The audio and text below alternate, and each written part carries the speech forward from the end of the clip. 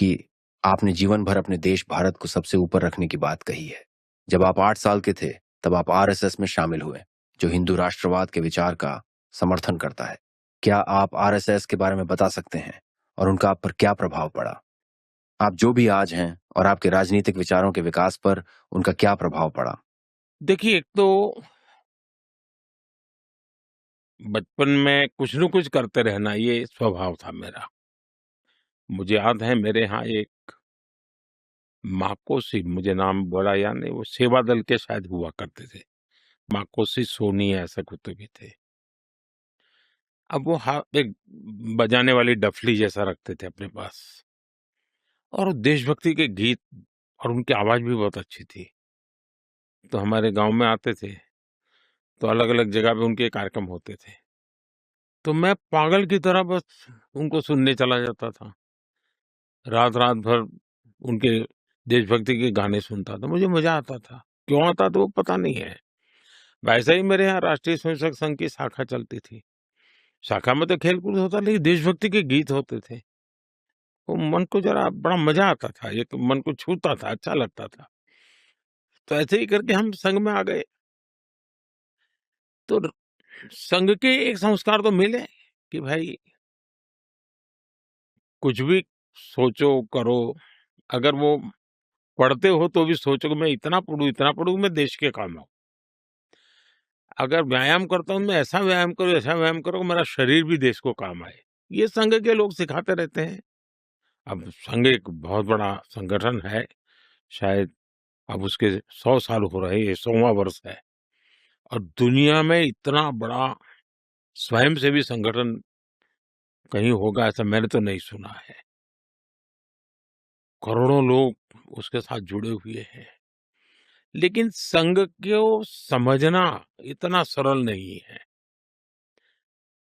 संघ के काम को समझने का प्रयास करना चाहिए और संघ स्वयं तो एक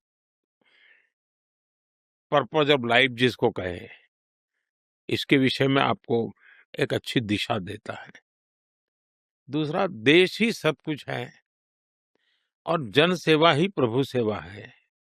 ये जो हमारे वेद काल से जो कहा गया है, जो हमारे ऋषियों ने कहा, जो विवेकानंद ने कहा, वही बातें संघ के लोग करते हैं। तो स्वयंसेवक को कहते हैं कि भाई तुम्हें संघ में से जो प्रेरणा मिली, वो 1 घंटा शाखा है, वो स्वयं नहीं, यूनिफ़ॉर्म पहनना वो स्वयं संघ नहीं है।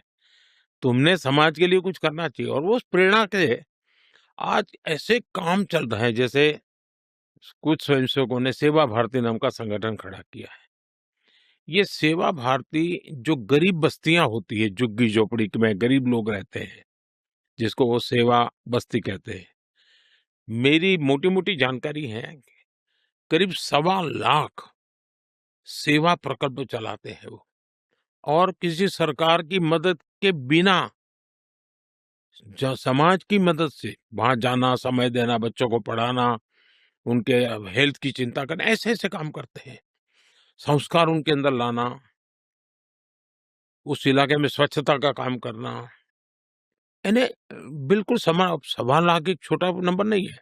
वैसे कुछ स्वयंसेवक हैं, संघ में से ही गढ़े हुए हैं, वो वनवासी कल्याण आश्रम चलाते हैं और वो जंगलों में आदिवासियों के बीच में रह करके आदिवासियों की सेवा करते। 70,000 से ज्यादा वन टीचर वन स्कूल एकल विद्यालय चलाते हैं और अमेरिका में भी कुछ लोग हैं जो उनको लिए शायद $10 या $15 का डोनेशन करते हैं इस काम के लिए और वो कहते हैं कि एक कोका कोला नहीं पीनी है इस महीने, एक कोका कोला मत पियो और उतना पैसा ये एकल विद्यालय को दो।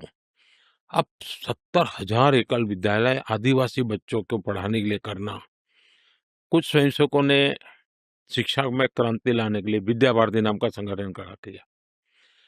करीब 25,000 स्कूल चलते हैं उनके देश में और 30 लाख से छात्रा एट अ टाइम होते हैं और मैं मानता हूं तक करोड़ों विद्यार्थियों को और बहुत ही कम दाम में पढ़ाई हो और संस्कार को भी प्राथमिकता हो, जमीन से जुड़े हुए लोग हो, कुछ न कुछ हुनर सीखे, समाज पर बोझ न बने। यानी जीवन के हर क्षेत्र में वे, चाहे महिला हो, युवा हो, इवन मजदूर, शायद उन मेंबरशिप के हिसाब से मैं कहूँ तो भारतीय मजदूर संघ है, शायद उसके 55,000 के करीब यूनियंस है शायद, और करोड़ों की तादाद में उनके मेंबर्स हैं। शायद दुनिया में इतना बड़ा लेबर यूनियन कुछ नहीं होगा। और सिखा कैसा जाता है? लेफ्टिस्ट लोगों ने मजदूरों की मूवमेंटों को बड़ा बल दिया। लेबर मूवमेंट जो लगे हैं उनका नारा क्या होता है? Workers of the world unite. दुनिया के मजदूरों एक हो जाओ, फिर देख लेंगे, ये भाव होता है। ये मजदूर संघ वाले क्या कहते हैं, जो आरएसएस की शाखा से निकले हुए स्वयं सेवक मजदूर संघ चलाते हैं, वो कहते हैं वर्कर्स यूनाइट द वर्ल्ड। वो कहते हैं workers of the world unite, ये कहते हैं workers unite the world. Unite the world. ये कितना बड़ा वाक्य, दो शब्दों में इधर उधर है, लेकिन कितना बड़ा वैचारिक बदलाव है। ये संघ की शाखा से निकले हुए लोग अपनी रुचि, प्रकृति, प्रवृत्ति के अनुसार जब काम करते हैं तो इस प्रकार के गतिविधियों को बल देते हैं। और जब इन कामों को देखेंगे तब आपको 100 साल में राष्ट्रीय स्वयंसेवक संघ ने भारत के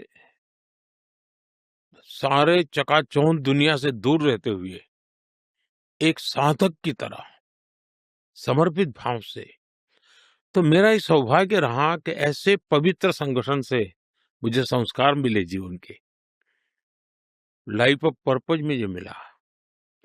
फिर मेरा सौभाग्य रहा कि मैं कुछ पल के लिए, कुछ समय के लिए संतों के बीच चला गया, तो हम मुझे एक आध्यात्मिक अधिष्ठान मिला, तो शिस्त मिली, लाइफ ऑफ पर्पज मिला, संतों के बाद आध्यात्मिक अधिष्ठान मिला। स्वामी आत्मस्थानंद जी जैसे लोगों ने जीवन भर मेरा हाथ पकड़ करके रखा, हर पल मेरा मार्गदर्शन करते रहे। तो रामकृष्ण मिशन, स्वामी विवेकानंद जी, उनके विचार, संघ के सेवा भाव, इन सब ने मुझे